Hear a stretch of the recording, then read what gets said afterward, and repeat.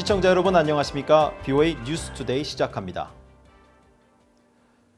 미국과 한국 국방장관이 14일 미국 국방부에서 한미 안보협의회의를 개최하고 공동성명을 통해 북한의 군사활동에 대해 깊이 논의했으며 완전한 비핵화와 탄도미사일 프로그램 폐기를 통한 한반도의 항구적인 평화 정착을 달성하기 위한 긴밀한 공조와 협력이 필요하다고 밝혔습니다.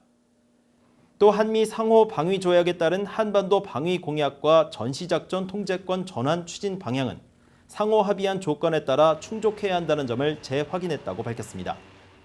회의에 앞선 모두 발언에서 마크 에스퍼 미국 국방장관은 미국과 한국이 북한의 핵과 탄도미사일 프로그램이 영내와 전 세계 안보 안정에 심각한 위협으로 남아있다는 데 동의했으며 미국은 한국의 안보에 계속 전념하고 있다고 밝혔습니다.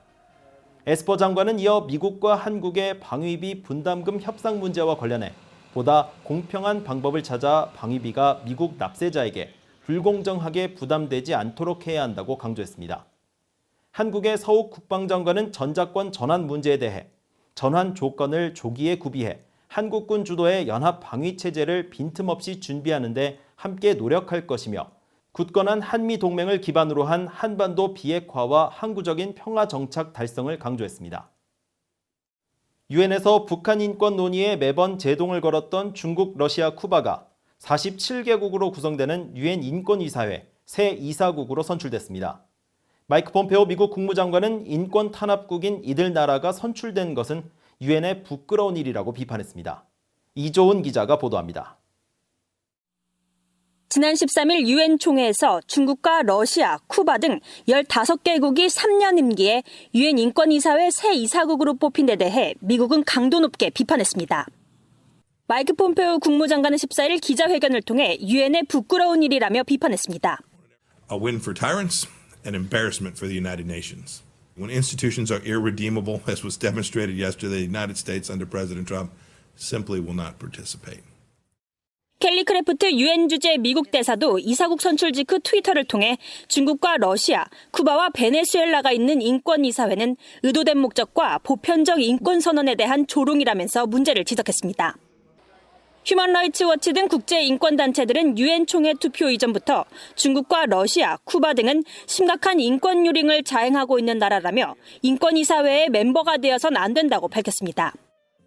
중국과 러시아, 쿠바, 베네수엘라는 내정 간섭이라는 이유를 들며 개별 국가의 인권 문제를 다루는 결의안 채택을 반대한다고 주장해왔으며 북한의 전통적 우방국으로 북한의 인권 유린 문제에 대한 개선 결의안을 다룰 때에도 매번 반대를 해왔습니다. 이런 가운데 전 세계 7개국 33개 민간단체들은 유엔과 유럽연합에 공개 서한을 보내 75차 유엔 총회에서 북한 인권 결의안 강화를 촉구했습니다. 특히 최근 북한군 총격에 의한 한국 공무원 피살 사건에 대해 반인도적 범죄라며 북한 인권 결의안에 반영할 것을 촉구하고 북한 당국의 신종 코로나 바이러스 대응에 있어 북한 주민과 외국인들의 생명권은 물론 이들이 강제 실종과 고문 또는 잔인한 비인간적 처벌의 대상이 되지 않도록 권리를 보장해야 한다고 촉구했습니다.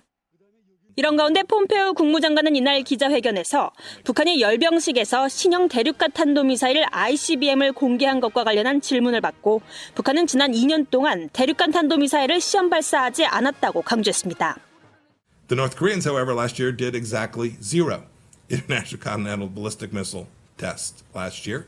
That held true for the year before that as well. 폼페오 장관은 특히 한 국가가 미사일 프로그램을 구축할 때 가장 중요한 것은 해당 미사일들이 실제로 작동하는지 확인하고 실험하는 것이라면서 중국 공산당은 지난해 전 세계를 합친 것보다 더 많은 미사일 실험을 했다는 사실을 알아야 한다고 강조했습니다. 폼페오 장관은 그러면서 트럼프 대통령과 자신이 시작한 대북 외교가 위협을 낮추는 데 성공적이었다고 거듭 강조하면서 전임 행정부의 길을 계속 갔다면 북한에서 미국의 궁극적인 목표 달성은 물론 지금처럼 위협을 낮추지도 못했을 것이라고 주장했습니다. BOA 뉴스 이조은입니다. 최근 열린 북한 노동당 설립 75주년 기념 열병식에서 세계 최대 규모의 업체가 제작한 드론이 사용된 것으로 알려졌습니다. 탄도미사일 관련 무기와 장비들은 물론 수입 금지 품목인 전자제품이나 김정은 위원장이 손목에 찬 고가의 시계 등 사치품까지 포착되면서 대북 제재의 허점이 여실히 드러났다는 지적입니다. 오택성 기자가 보도합니다. 지난 10일 새벽에 열린 북한의 노동당 설립 75주년 열병식 당시 행진하는 병사들을 위로 검은색 물체가 빠르게 날아 지나갑니다. 잠시 뒤 이 물체는 한 번 더 등장해 북한 군인들 행렬을 가로질러 갑니다. 전 세계 드론 사업 소식을 전문적으로 다루는 매체 드론 DJ는 14일 홈페이지를 통해 북한 열병식에 등장한 물체는 DJI사에서 제작한 촬영용 드론 DJI 마빅 프로 2 모델이라고 설명했습니다. DJI는 세계 2위 드론 제작 업체로 열병식에 등장한 제품은 약 2,500달러에 판매되고 있습니다. 유엔 안보리는 지난 2017년 대북결의 2397호를 채택하면서 북한이 수출이나 수입할 수 없는 품목을 국제 품목 분류 코드, 즉 HS 코드를 통해 명시했는데 이에 따르면 드론이 포함된 전기기기는 HS 코드 85번에 해당돼 북한에 수출하는 것이 금지되어 있습니다. 드론 수입은 유엔 안보리 결의에 의해 금지되어 있음에도 북한이 제재를 위반해 이를 들여왔다는 설명입니다. 드론뿐 아니라 김정은 위원장이 차고 나온 시계가 스위스 제품의 1,000만 원이 넘는 고급 시계로 추정됐고 열병식에 쓰인 평면 스크린 TV와 일본 캐논사의 카메라 등 수입이 금지된 여러 제품들이 등장했다는 지적도 나옵니다.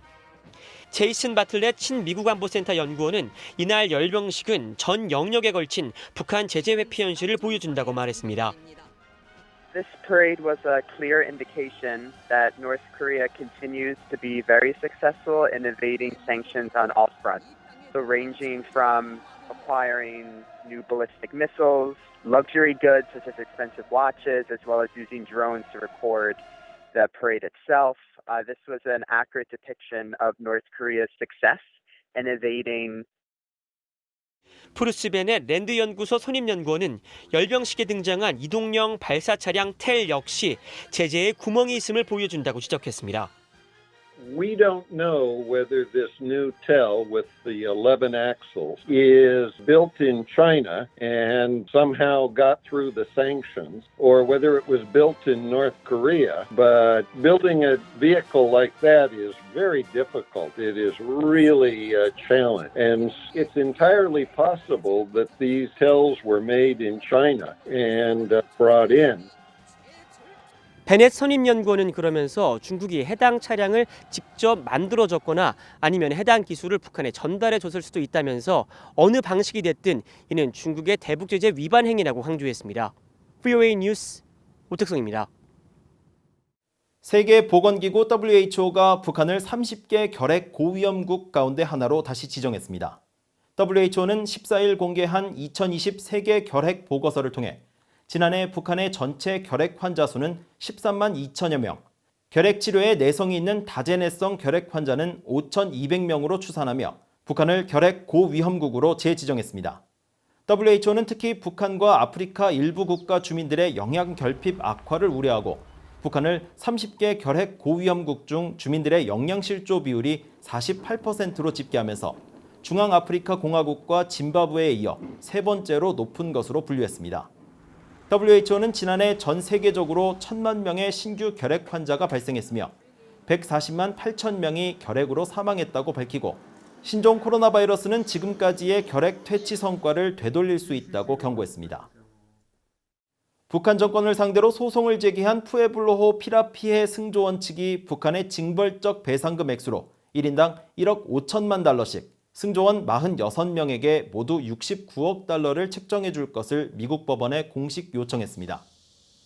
미국 법원 기록 시스템에 따르면 승조원들의 변호인은 14일 원고 측 생존 승조원에게 1인당 1억 5천만 달러의 징벌적 배상액을 책정한다는 내용의 명령문 제안서를 워싱턴 DC 연방법원에 제출했습니다. 큰 이견이 없다면 재판부는 이 문건을 최종 명령문으로 활용하게 되며 이 경우 북한의 징벌적 배상액은 1인당 1억 5천만 달러로 확정됩니다. 앞서 변호인은 징벌적 배상액과 별도로 각 승조원들의 각종 피해금과 이자 등을 합쳐 북한이 최대 60억 달러를 배상해야 한다고 주장한 바 있는데 이번 배상액까지 더할 경우 북한의 배상 규모는 100억 달러를 넘을 가능성이 높아졌습니다. 1968년 미국 해군 소속 정찰함 푸에블로호를 납포해 승조원들에게 피해를 입힌 북한은 이번 소송이 제기된 후 한 번도 공식 대응을 하지 않아 이번 재판부의 모든 결정은 원고 측 주장을 바탕으로 한 궐석 판결로 내려질 예정입니다. 이상으로 BOA 뉴스투데이를 마칩니다. 시청해주신 여러분 고맙습니다.